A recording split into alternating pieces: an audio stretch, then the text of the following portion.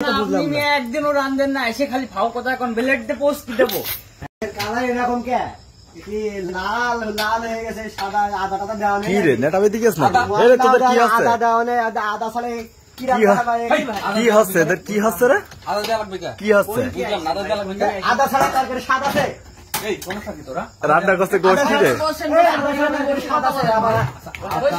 আদা বাদেও তো খাওয়া যায়, তাই না? কে আদা দিবেন না কেন? মামুনের দোকানে আদা। এরে নেটা বেদি গেছে রে, নেটা বেদি গেছে। এরে তোদের এ মাংস নিয়ে আদা নেটা বেদি গেছে রে। এরে ওই মিয়া দাঁড়াও, তরকারি কালারটা দেখো। কথা বলেন। তরকারি কালার ভাই কালার তো ঠিক আছে, কালার তো ঠিক আছে। রান্না করেছে ভাই, আদা কেন দিচ্ছ? আদা কেন দিচ্ছ মানে কি? আচ্ছা সমস্যা কি তো তাই? হ্যাঁ আপনি গোশ রান্না করেছেন? হ্যাঁ।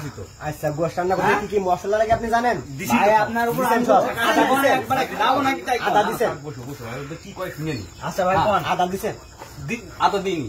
আদা না দিলে তরকারি স্বাদটা আসবে কেমনে? আদা ছাড়া কি তরকারি খাওয়া যায় না? এই ছোট, ভাই আদা ছাড়া তরকারি স্বাদ ভালো লাগবে? লাগবে না কে? ক কেন লাগবে না? আদা কেন দিতে হবে? বুঝতে হবে। একটা জিনিস আগে বোঝেক তোরা, আদাতে প্রচুর পরিমাণ ক্ষতি। এই জিনিসটা কি তোরা জানিস? এবার আমি আপনার ছোট একটা কথা কই, আদাটা দিলি ওর একটা জ্ঞান আছে ভাই। একটা জিনিস তোর বুঝতে হবে। এবার শোন শোন, ঘ্রাণ সব জায়গায় আছে। সুস্বাদু করে তো খাওয়ার দরকার, আমি বুঝেছি। এখন তুই ব্রানি খাচ্ছিস, অনেক সুস্বাদু। তুই কি জানিস ওই ব্রানি খাওয়ার পরে তো কতটা ক্ষতি হবে? তা জানি। ওই এখন যদি তুই শাক ঘুটা খাস, হ্যাঁ ওতে কিন্তু ক্ষতি অনেক কম, উপকারটা বেশি। স্বাদটা কম পাচ্ছিস, উপকারটা বেশি পাচ্ছিস। আপনি থামেন মাই মিয়া, থামেন থামেন। কি সমস্যা? এ রান্নাটা করতে দিছে কিডা? আদা না দে তরকারি কেন রান্না করলেন? বেটা রান্নার দায়িত্ব